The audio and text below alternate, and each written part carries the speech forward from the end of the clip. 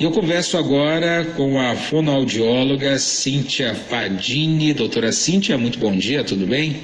Bom dia a todos. É um prazer estar aqui com vocês, falando um pouquinho sobre os cuidados da audição. É muito bom falar sobre isso. Nós que agradecemos, e hoje, dia 10 de novembro, dia que é lembrado, dia de combate à surdez. Doutora Cíntia, a gente tem vários níveis de deficiência auditiva, né? A pessoa que é considerada surda, a partir de que ponto? Sempre quando a gente faz essa avaliação da audição, nós medimos o grau e o tipo da perda auditiva. Hoje é considerada a partir de moderada, nós já temos uma deficiência auditiva, mas nós também temos graus leves, que também traz algum prejuízo na aprendizagem, na compreensão do dia a dia. A surdez é algo que se desenvolve ao longo da vida ou também há causas congênitas e hereditárias? Sim, nós temos a criança que já nasce, né, com uma perda auditiva, que teve um desenvolvimento embrionário que fez com que houvesse uma malformação, mas nós também temos o que é a perda auditiva com o tempo, né, com a exposição ao ruído, com o próprio envelhecimento, com uma predisposição genética. Então, nós temos várias causas para a perda auditiva, mas também podemos preveni-la. Quando eu falo da gestação, durante o pré-natal, já é possível você ter um acompanhamento para ver como está a formação do sistema auditivo, e quando a criança nasce, ela já pode ser detectada a perda auditiva e encaminhar para um tratamento precoce. Durante a gestação é possível tomar alguma medida para evitar que a criança nasça com alguma deficiência? Tem algumas doenças que você consegue já evitá-las, né? A toxoplasmose, a rubéola. Então, quando você tem uma orientação para evitar essas doenças, a mãe já fica mais alerta, é possível sim prevenir. Perfeito, então. Temos tecnologias hoje, né, doutora Cíntia, para ajudar e auxiliar que a pessoa com deficiência auditiva tenha uma vida um pouco mais confortável. Os aparelhos diminuíram bastante de tamanho, até isso, do ponto de vista da aceitação social, foi muito bem-vindo. Mas o que você pode citar para a gente que hoje existe de tratamento, de tecnologia para tratar a surdez? Sim, hoje a tecnologia caminhou muito a favor das pessoas com deficiência auditiva.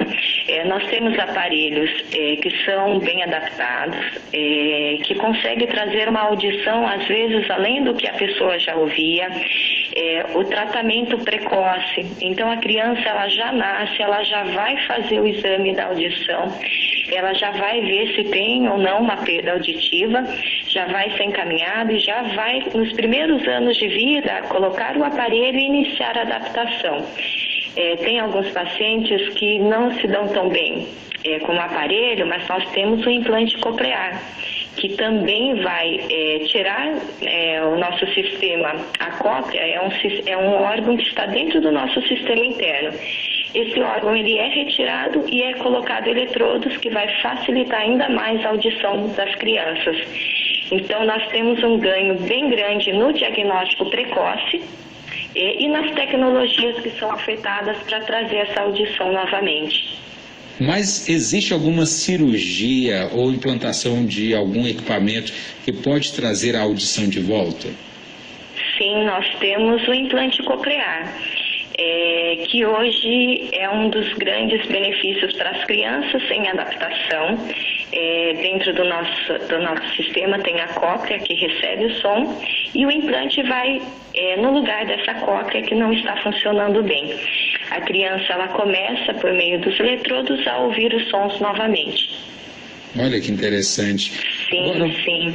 Foi muito bem-vindo, né, ou bem-vinda à redação do Enem deste ano, que trouxe esse tema da deficiência auditiva, mas as pessoas ainda desconhecem muito os problemas relacionados à deficiência auditiva e ainda mais num país que a gente tem tantos casos, né, doutora? Sim. E uma redação como essa, uma proposta como essa para trazer o tema à tona foi muito legal, não é mesmo? Foi sim. Nós estamos lutando para a inclusão já faz um bom tempo. Não só pela deficiência auditiva, mas para outras deficiências também. E o Enem, ele trouxe isso para a sociedade repensar no que nós estamos oferecendo para as crianças em relação à educação. E há uma falha muito grande, por isso que eu acho que o Enem vai despertar sim o olhar dos professores, o olhar dos governantes, para que essas pessoas também tenham direito à educação, e é possível sim adequar o sistema para que elas aprendam, que até então elas estavam sendo excluídas. E a gente está falando aqui de jovens que estão fazendo o Enem, na sua maioria, mas uma questão que envolve a questão do jovem e a deficiência auditiva é o uso do fone de ouvido, né, doutora Cíntia? É um grande vilão para a perda de capacidade auditiva. Explica para a gente que tipo de fone pode ser usado e em qual intensidade que a pessoa deve regular o volume. Sim, nós temos uma incidência grande de perda auditiva relacionada à exposição contínua ao ruído. As pessoas, elas podem sim ouvir música, mas com alguns cuidados. O primeiro deles é o tempo, diminuir o tempo à exposição. Se eu quero ouvir uma música, eu fico um período, mas eu descanso. Então, eu fico uma hora, depois eu tiro esse fone, eu fico descansando e assim o meu sistema vai conseguindo repor, né? Eu falo também da intensidade. Quanto maior a intensidade, mais perigo eu vou ter para a minha audição. Então, não ultrapassar o meio. Manter sempre abaixo da metade do equipamento em relação ao volume. Isso vai também diminuir alguns riscos. E tentar ficar muito tempo em caixas de som, ficar muito exposto a shows com barulho muito intenso. Esses cuidados já diminuem um pouquinho os riscos da audição. Nós temos uma predisposição genética e nós temos o envelhecimento. Algumas pessoas, elas vão ter a perda auditiva em decorrente à genética, em decorrente ao envelhecimento, mas a exposição ao ruído é um grande vilão. O nosso ouvinte Kilder, ele mandou uma pergunta aqui, relata que a netinha dele, de 8 anos de idade, ela tem deficiência auditiva, fez um implante, que você citou agora há pouco, mas a família está muito preocupada que ela ainda não fala.